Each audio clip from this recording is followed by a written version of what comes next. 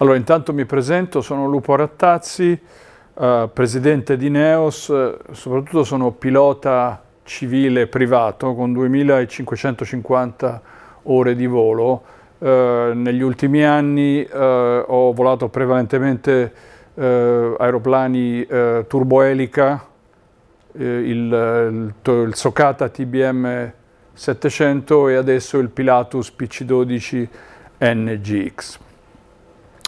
E devo dire, io volo da tantissimo tempo, praticamente da quando ho 5 anni, perché in Argentina, dove io sono cresciuto, a 5 anni mi misero una cloche in mano e mi ricordo fu talmente impressionante la cosa che a 5 anni decisi che io dovevo assolutamente pilotare e aspettavo proprio questo momento di 18 anni, subito sono andato a prendere la licenza di pilota in America, poi naturalmente sono tornato in Italia e ho fatto le varie licenze di pilota, plurimotori, IFR, turbina, eccetera.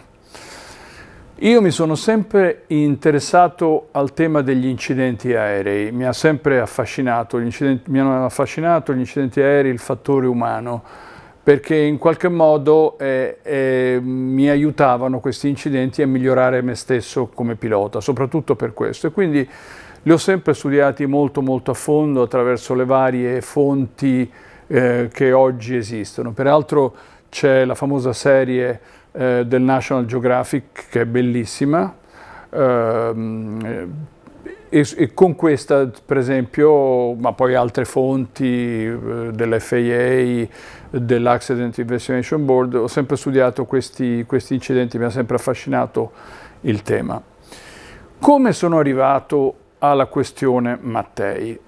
Io da 45 anni volo su Milano Linate e all'inizio della mia carriera di pilota civile privato volavo con aeroplani abbastanza improbabili, con degli aerei a pistoni, monomotore, e quindi so perfettamente qual è la criticità di presentarsi nell'area di Milano, che ha sempre una situazione meteorologica molto particolare, con degli aeroplani non ben equipaggiati.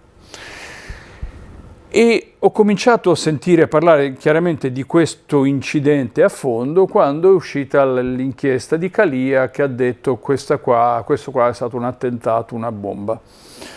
E naturalmente mi sono incuriosito, no, di questo incidente, perché c'era qualcosa di un pochino strano. E naturalmente noi sappiamo perfettamente che bombe sono state fatte esplodere sugli aeroplani, però normalmente esplodono nel tratto della salita o in crociera perché sono o bombe altimetriche o bombe a tempo.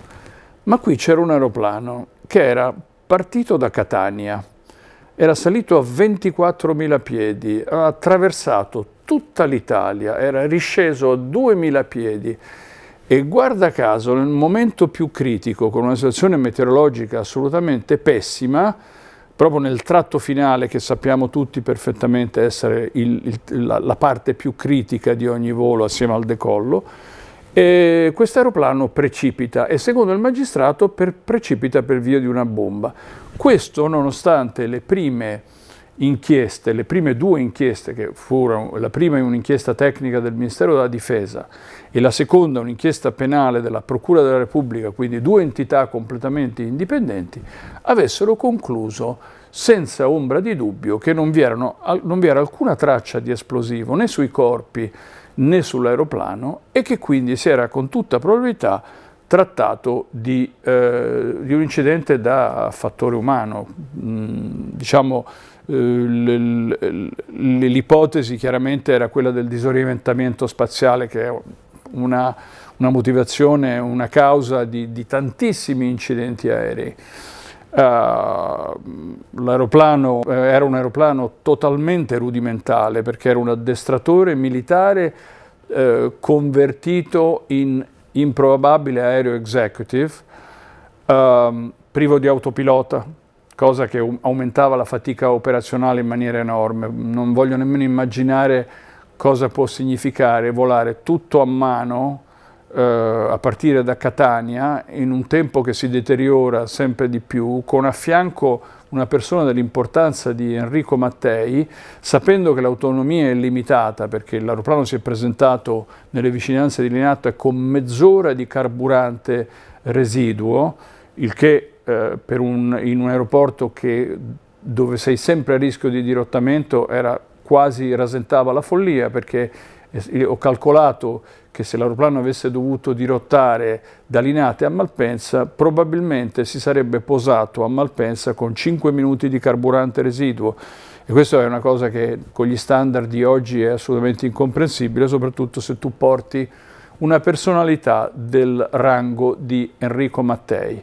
Quindi questo stress dell'autopilota, poi privo di antighiaccio sulle ali, privo di radar meteo, dove se tu ti presenti con una situazione come quella e non hai modo di schivare i temporali, è roba seria. C'è tra l'altro ben 2 fonti che dicono che probabilmente l'aeroplano è entrato in un temporale. Una in particolare l'8º reparto dell'aeronautica militare, quello che fece le indagini sui motori. Non lo sappiamo sinceramente perché è passato molto tempo, ma sicuramente questo aeroplano, questo pilota deve aver perso, forse anche per un malore, non lo possiamo escludere, non lo sappiamo. Purtroppo non c'erano le scatole nere a quel tempo, che nere non sono ma sono arancioni, ma se ci fossero state le scatole nere probabilmente non saremmo mai stati qui a discutere, ma non c'erano su quell'aeroplano. Quello era il primo jet civile mai immatricolato in Italia e quindi il primo jet executive, ma ripeto un aereo rudimentale, ma tutto congiurava affinché per una spiegazione legata al disorientamento spaziale o illusione somatografica. Tenete presente che il magistrato che nel 1995 riapre l'inchiesta, in realtà non con il proposito di reindagare su questo incidente, ma con il proposito di dimostrare che era stata una bomba. Quindi diciamo con una conclusione già raggiunta. Questo magistrato incarica un perito che è il professor Carlo Casarosa, il quale arriva esattamente alla stessa conclusione delle 2 inchieste degli anni 60, quella tecnica e quella penale. Vale a dire, si era trattato di una perdita di controllo nella fase finale del volo. Quindi ci sono ben 3 perizie e inchieste che smentiscono l'ipotesi della bomba. Le prime 2 inchieste che avevano a disposizione il relitto e i cadaveri non hanno mai trovato alcuna traccia di esplosivo. Calia ingaggia, il magistrato ingaggia un esplosivista, uno specialista di esplosivista, l'ingegner Firrao di Torino, il quale dice che c'erano segni o geminazioni o slittamenti multipli, che sono termini tecnici che significano alterazioni di metalli. Lui ha trovato alterazioni di metalli che possono indicare la sottoposizione ad onda esplosiva. L'ha trovata solo lui, le ha trovata solo lui questa esposizione ad onda esplosiva, perché le prime 2 inchieste non hanno trovato niente ed avevano francamente a disposizione i corpi e il relitto non alterati dal passare del tempo. La domanda che mi sono sempre posto e che pongo a tutti è: per quale ragione noi dovremmo credere a delle perizie condotte 33 anni dopo il fatto, piuttosto che quelle condotte da dei tecnici? I tecnici del Ministero della Difesa erano 11 persone dell'aeronautica militare e dell'aeronautica civile. I tecnici della procura, completamente indipendenti da quelli dell'aeronautica della commissione del Ministero della Difesa, erano completamente indipendenti appunto ed erano persone serie, e sono arrivati alla conclusione che il volo era un volo estremamente impegnativo, tra l'altro condotto al limite della pressurizzazione, perché quell'aeroplano su cui io ho conseguito l'abilitazione l'anno scorso, 2 anni fa, scusate, l'ultimo italiano a essere abilitato su quell'aeroplano, e l'unico jet su cui ho conseguito l'abilitazione, era un aeroplano che aveva una pressurizzazione estremamente debole e a 24.000 piedi tu eri a 12.500 piedi in cabina. Quindi per esempio la procura di Pavia non ha escluso che il pilota, che era rimasto un bel po' di tempo, prima a 20, poi a 24.000 piedi, abbia subito gli effetti dell'anossia, perché a 12.500, quindi diciamo, allora che cosa è successo? Che io non mi tornava questa storia per niente. E ho cominciato a scavare, e a scavare, e a scavare, e scavare. Naturalmente mi sono letto, credo unico, o uno dei pochi in Italia, le 428 pagine della cosiddetta inchiesta del magistrato Vincenzo Calia, che nel 95 appunto riapre questa questione. E che cosa scopro in queste 428 pagine? Vedete, lui, quando in questo sforzo di accreditare la tesi della bomba, lui si trova immediatamente di fronte a un ostacolo insormontabile, che è questo: che quell'aeroplano, l'aeroplano incidentato, matricola India Sierra November Alfa Papa, la mattina, allora lui, scusate, torno un secondo indietro, lui cosa fa? Lui dice, la verità è che su quell'aeroplano c'era una bomba collegata al sistema di apertura del carrello e quindi quando uno apriva il carrello, quando l'aeroplano avesse aperto il carrello, sarebbe scoppiata la bomba. E difatti lui dice è scoppiata a 2000 piedi quando l'aereo vira per ristabilizzarsi inbound sul localizzatore di Linate, no? Quindi in direzione della pista. Quando lui apre il carrello, la bomba scoppia.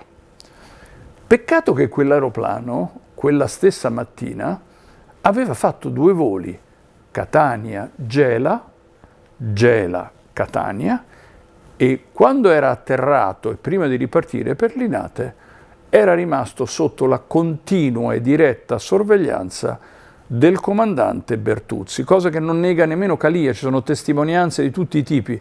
Addirittura il comandante Bertuzzi, quando deve pranzare nell'aerostazione di Linate, si fa spostare il tavolo in modo da avere sempre in vista l'India Alfa Papa, il Morane Saunier, con cui poi sarebbe partito per Linate. Quindi l'aeroplano era stato, dopo che era atterrato da Gela, dove aveva fatto evidentemente 2 aperture di carrello senza che l'aeroplano scoppiasse, l'aeroplano rimane sul piazzale peraltro di un aeroporto militare perfettamente sorvegliato, era rimasto sotto la continua e diretta sorveglianza, parole di Calia, del comandante Bertuzzi.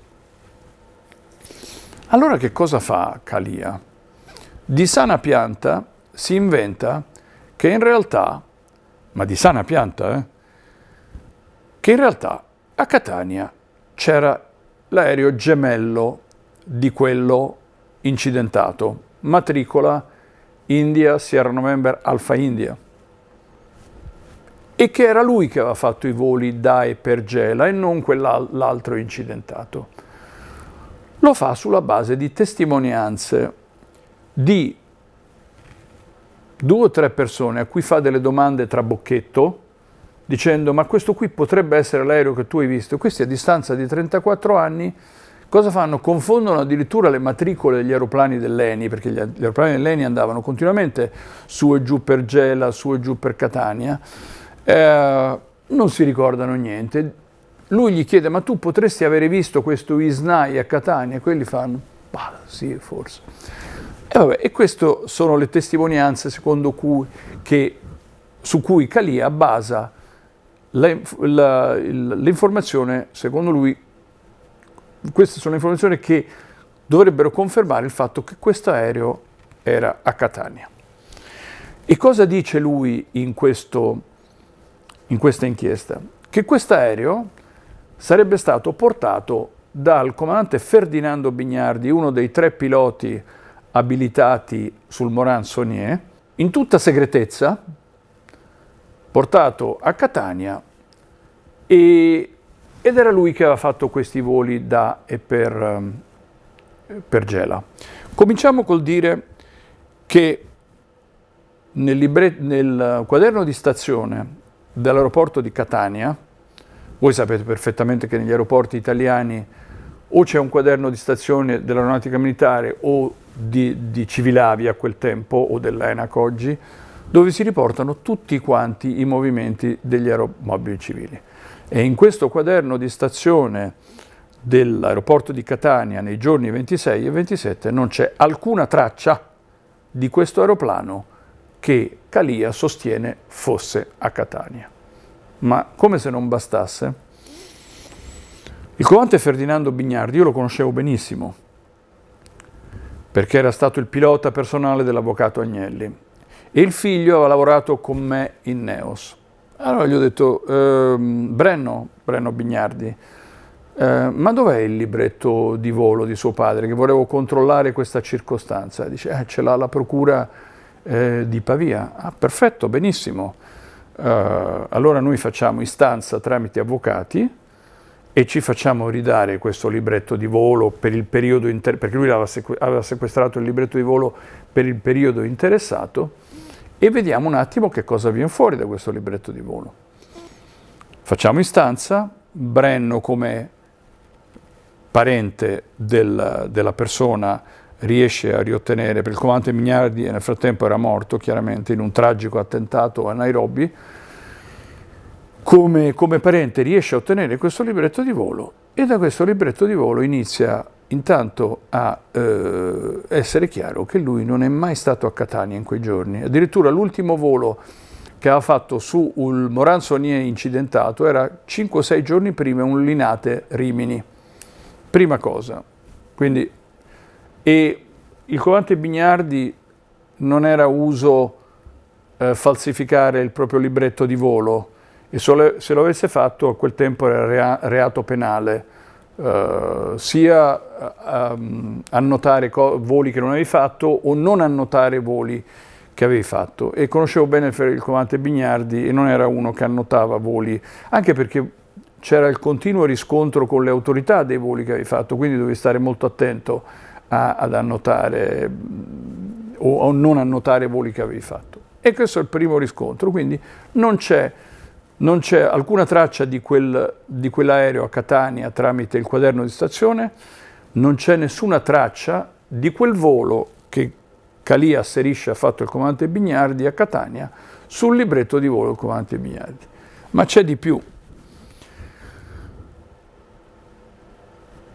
Miracolosamente, l'aereo gemello che Calia sostiene fosse a Catania in quei giorni è uno dei pochi Morane Saunier 760 sopravvissuti nel corso degli anni, addirittura ancora aeronavigabile, per cui c'è tutta la documentazione che lo accompagna, in particolare il libretto di volo originale, con tutti i voli che aveva fatto dall'inizio del 1959, da quando era nato, fino ad oggi sostanzialmente, perché questo aeroplano, dopo l'incidente di ISNAP, fu venduto negli Stati Uniti e negli Stati Uniti hanno continuato a annotare tutto quanto su questo libretto.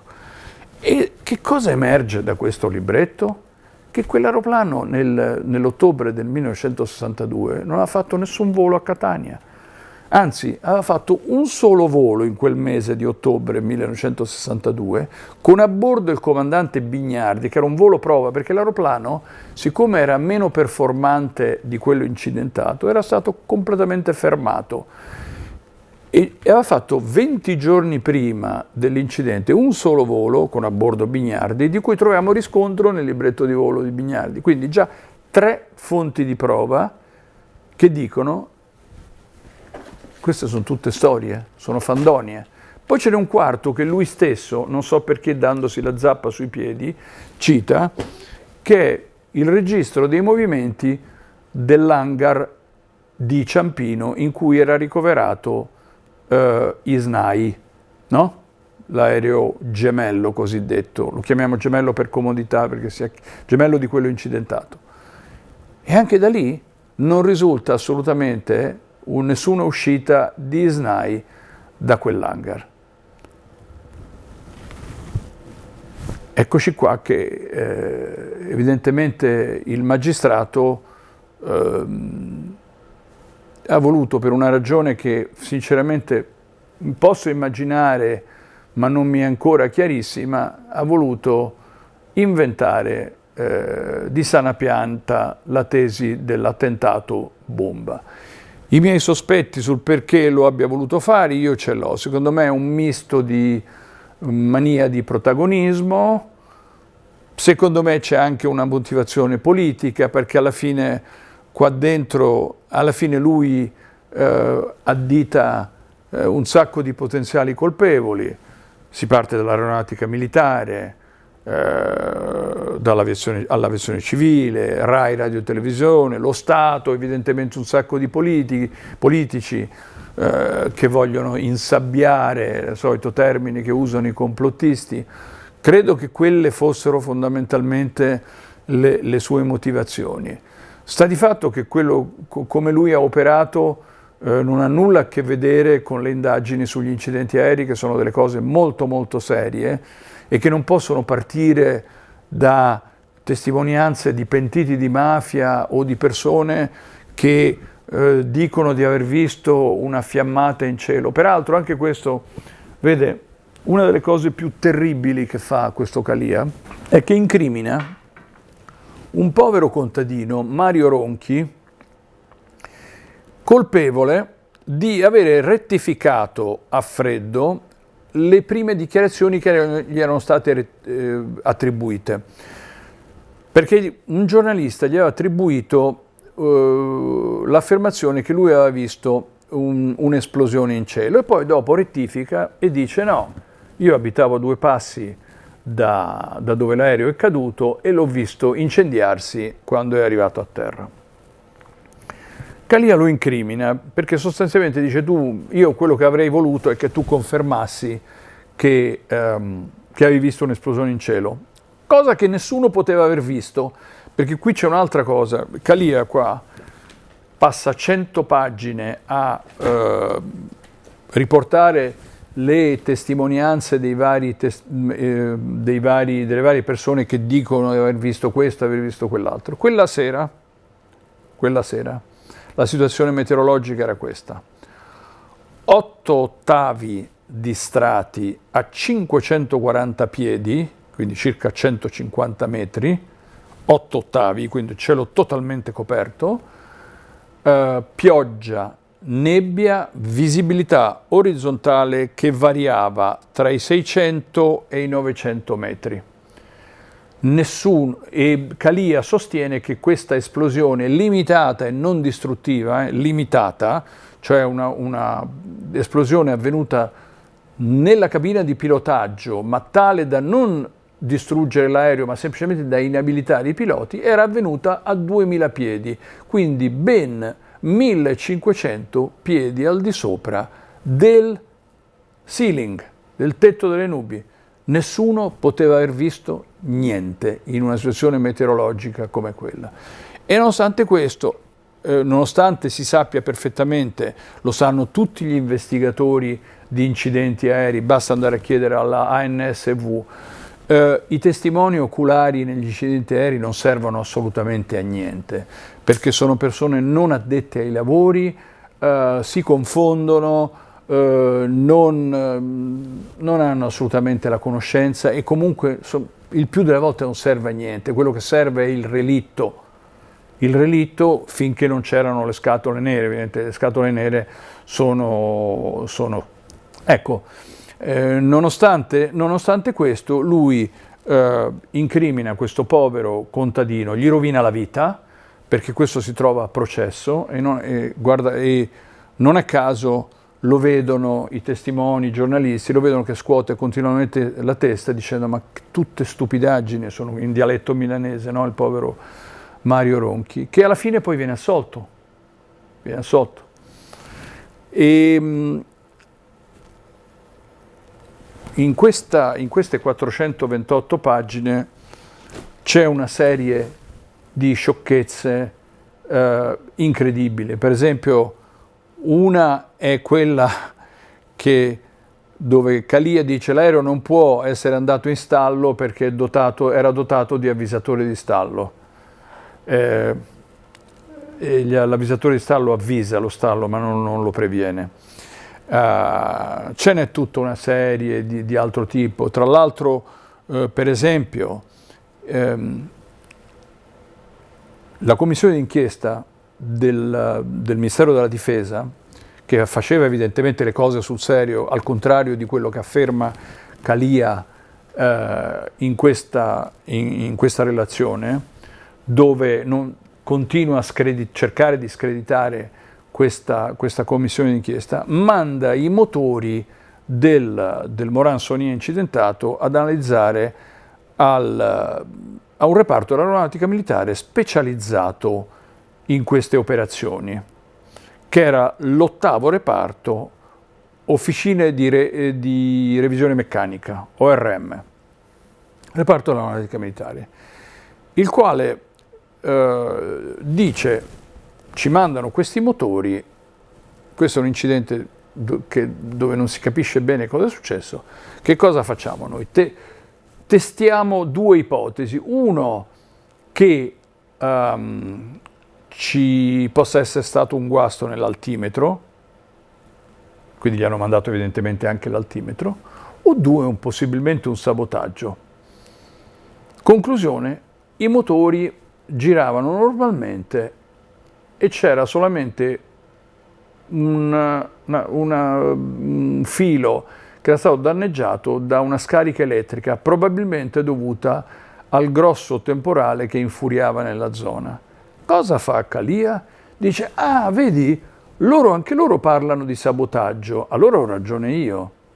No, loro hanno affermato che avrebbero testato l'ipotesi di sabotaggio e di avaria dell'altimetro. Non hanno detto che è stato sabotaggio. Cioè, tutta questa relazione è piena di cose di questo cielo, cioè distorsione, pura distorsione della realtà, per arrivare a dire che, come diceva la mafia siciliana o quell'altro politico o qualcosa, Mattei è morto per una bomba, perché non si vuole fare i conti con la realtà. Peraltro questo, devo dire una cosa, sinceramente, è una cosa molto comune. Anche stamattina mi guardavo, tra l'altro, cioè gli incidenti per disorientamento spaziale e illusione somatografica sono di una frequenza impressionante nel mondo. Stamattina vedevo un incidente di una compagnia che si chiamava Yemenia, no? E dove di nuovo quelli dello Yemen non volevano fare i conti con la realtà, non volevano ammettere, no? Allora cominciano a parlare di attentato, perché quando non si vuole fare i conti con la realtà, cioè la realtà essendo che se il pilota può avere tutte le migliaia di ore di volo che vuole, se il pilota ha una défaillance in certi momenti critici, l'aeroplano va a sbattere, ok? È comunissima questa cosa, lo si è visto in decine, centinaia e centinaia di aeroplani, ed è successo anche in questa, perché normalmente poi questo tipo di insinuazioni e accuse viene da non addetti ai lavori, che non sanno quanto è delicato il tema del pilotaggio, e quindi parlano liberamente di attentato e di cose, non avendone assolutamente le prove. Soprattutto in questo caso, per esempio il caso della Yemenia, ma in altri casi è chiaramente per volere assolvere l'equipaggio per una difesa, malintesa difesa della casta dei piloti, non lo so. Ma insomma, questo purtroppo è una cosa comune. ed ha portato il dottor Vincenzo Calia a inventare questa fandonia bella e buona.